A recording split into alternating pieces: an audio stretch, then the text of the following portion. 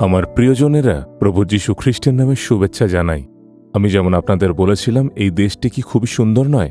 আমার পিছনে দেখুন, ওখানে আরও একটি গ্রাম এবং একটি শহর দেখতে পাচ্ছেন। এ জায়গায় অনেক মানুষ বসবাস করেন, সেখানে একটি গির্জাও দেখতে পাচ্ছেন। কি অপূর্ব সুন্দর! তাই জীবনে অন্তত একবার হলেও প্রভু সৃষ্টি দেখতে আপনাকে অবশ্যই এমন জায়গায় আসতে হবে। এই বিষয়ে প্রার্থনা করুন আর প্রভু তা বাস্তবায়িত করবেন। আচ্ছা, আপনি কি ভাবছেন আজ প্রভু আমার জন্য কি বাক্য দিয়েছেন? জিরমীয় তার 31 অধ্যায় 4 পদে বলা হয়েছে, আমি তোমাকে পুনর্বার গাঁথিয়া তুলিব, তুমি গাঁথা যাইবে। প্রভু এই কথাই বলছেন। আপনার জীবন কি ধ্বংসস্তূপে পরিণত হয়েছে? পরিবার ধ্বংস?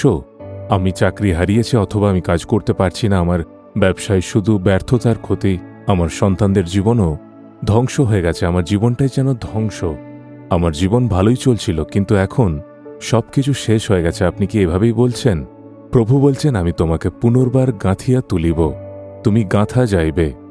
আমার সন্তান, চিন্তিত হইও না। যিশু বলছেন, আমি তোমাকে আবার গড়ে তুলব। আমার মেয়ে, তোমার জীবন আবার গড়ে উঠবে। তিনি বলছেন, আমি তা গড়ে তুলব।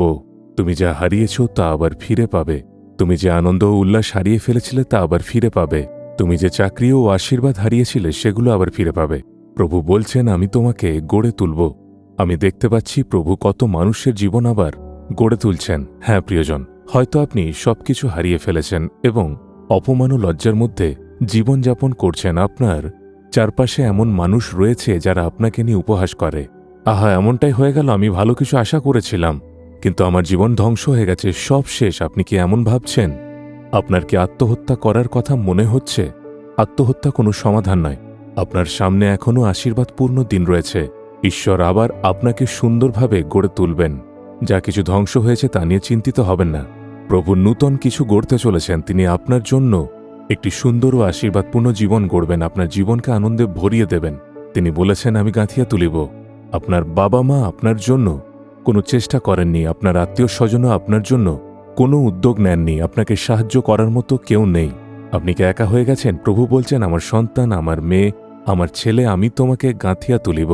এই কারণে তিনি ক্রুশের উপর নিজেকে উৎসর্গ করেছিলেন।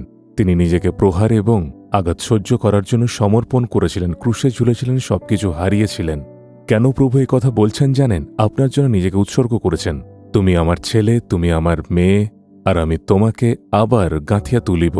বিশ্বাস করুন, বিশ্বাসের সঙ্গে প্রার্থনা করবেন। বলুন, যিশু, এই প্রতিজ্ঞা আমার জন্য, তুমি আমাকে আবার গড়ে তুলবে। আমি বিশ্বাস করি আমার জীবন আবার গড়ে উঠবে। আমার জীবনের যে অংশগুলো ধ্বংস হয়ে গেছে সেগুলো আবার গড়ে উঠবে। আমি আবার গড়ে উঠব এবং যিশুর জন্য এক জীবন্ত সাক্ষ্য হয়ে দাঁড়াব। আমি তোমার মহিমা প্রকাশ করব যিশুর নামে। Amen, amen. Jesus redeems Bengali YouTube চ্যানেলটি সাবস্ক্রাইব করুন, বেল আইকনটি ক্লিক করুন আমাদের প্রতিদিনের নতুন প্রোগ্রাম সম্পর্কে আপডেট পেতে।